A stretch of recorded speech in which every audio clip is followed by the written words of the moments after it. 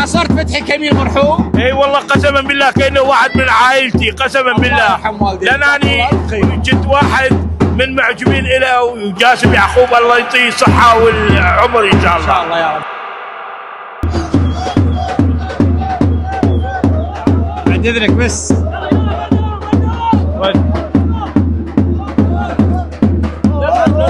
السلام عليكم. هلا بيك، شلونكم؟ هلا غادي، هلا عيني، يا هلا وسهلا فيكم. هلا بيكم، حياكم الله. والله يرحم لاعبنا المخضرم فتحي كميل، وتعازينا للكويت لكل اهلنا. الله يجزاك خير. واحنا اليوم بين اهلنا، ماكو فرق بين العراق والكويت، وانتم واحنا من اهل زاخو، انتم اهل الكويت في قلوبنا. عاصرت فتحي كميل مرحوم؟ اي والله قسما بالله كانه واحد من عائلتي قسما بالله، لانني كنت واحد من معجبين له وجاسم يعقوب الله يعطيه الصحه والعمر ان شاء الله. ان شاء الله يا رب. شكرا لك. شكرا لك بالخير. فوزي رئيس رابط مشجعين العراقيين في امريكا. حياك الله. هلا بيك. ستوته يا وسهلا فيك. حبيبي يا هلا مع السلامه يا حبيبي. يا حي الله شمر والله. اليوم شنو بايع عشان تجي ولا مو بايع؟ والله ما بايع شيء، الحمد لله الحمد لله، اهل الكويت طيبين والله. حياك الله. ايوه.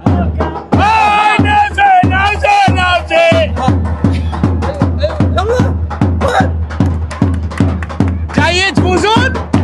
جايين تفوزون؟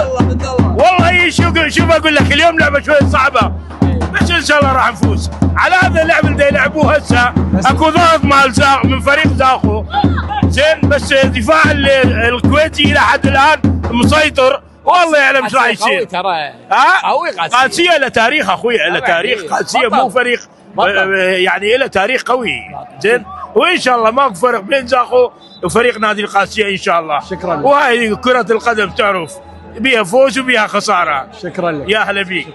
حسن الشمري من مدرجات محمد الحمد، وهذا اللقاء الجميل بين نادي زاخو ونادي القادسيه الكويتي. شكرا لكم.